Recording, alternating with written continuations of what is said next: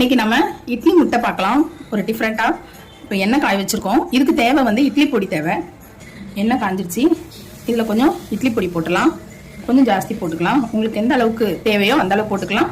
நெய் போட்டுக்கலாம். இதுக்கு இட்லியை இந்த மாதிரி கட் பண்ணி வச்சுக்கோங்க. நடுவில் உங்களுக்கு எந்த அளவுக்கு ஹோல்ஸ் வேணுமோ அந்த அளவுக்கு போட்டு வச்சுக்கோங்க.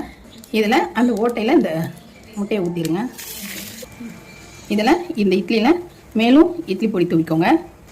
இப்போது இந்த சூப்பரான இந்த இட்லிக்குள்ளே இந்த முட்டை நல்லா வெந்திருக்கு. இதை அப்படியே எடுத்துடலாம். இப்போ இது நல்லா வெந்துருச்சு. சூப்பராக இருக்குது பாருங்கள். இதில் நீங்கள் ஆயிலுக்கு பதில் நீங்கள் நெய் போட்டுக்கலாம். இப்போ இதை நாம் எடுத்துடலாம்.